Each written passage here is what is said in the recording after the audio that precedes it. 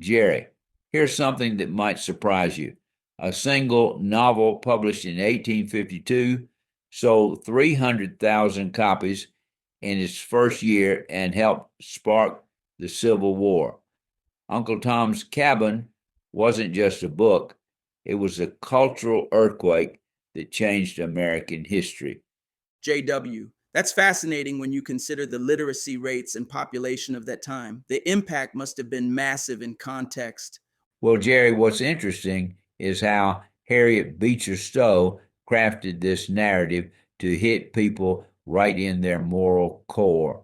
When Abraham Lincoln met her, he reportedly said, "So you're the little woman who wrote the book that started this great war."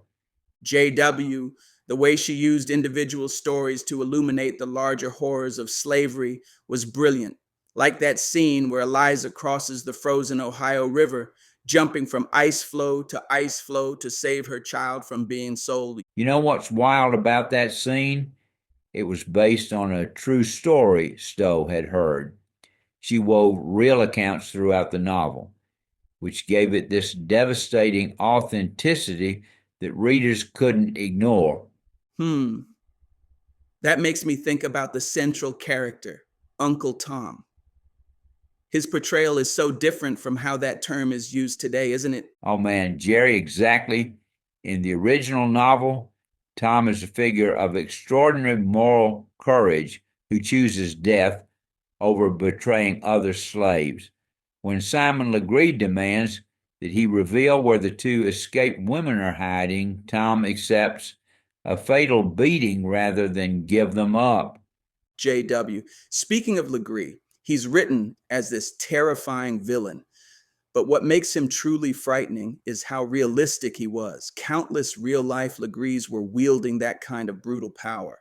And then you have this fascinating middle ground character, Augustin St. Clair, who treats his slaves with relative kindness but can't bring himself to oppose the system.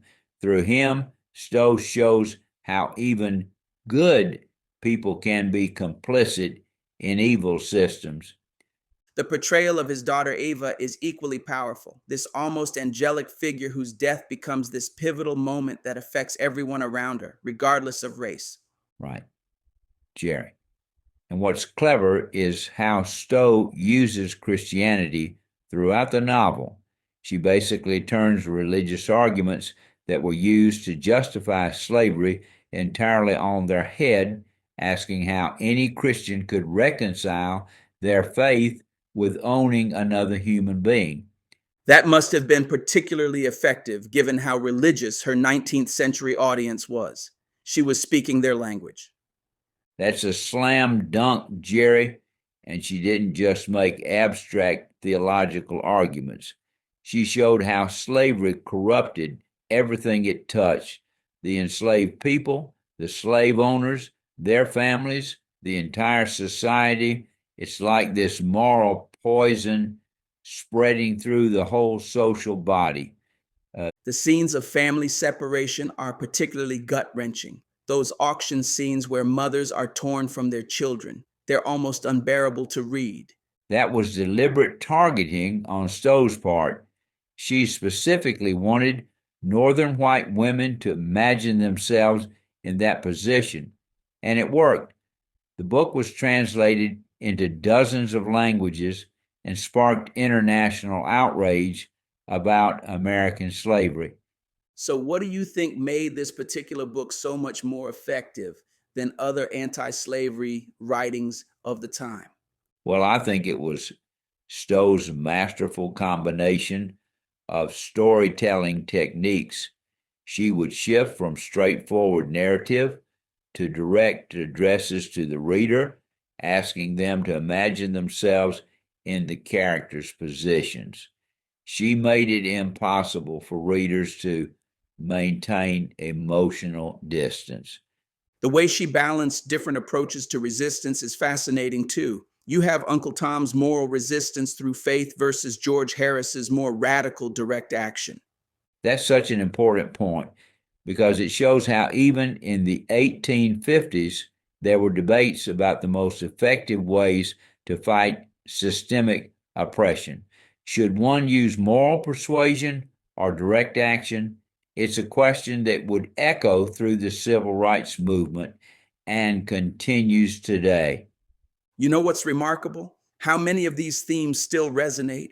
The book might be 170 years old, but its core messages about human dignity and moral responsibility feel incredibly current.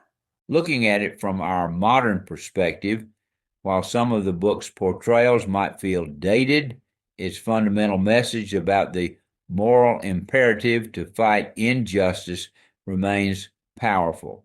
It's a reminder that literature can be a force for social change. JW. That's what makes it such an enduring work. It's not just a historical artifact, it's a call to moral action that still speaks to us today. Jerry, you know better than I do. Perhaps that's the most important legacy of Uncle Tom's Cabin.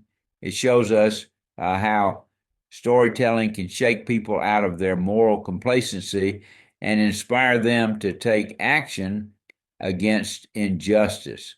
Sometimes it takes a story to make people feel the truth,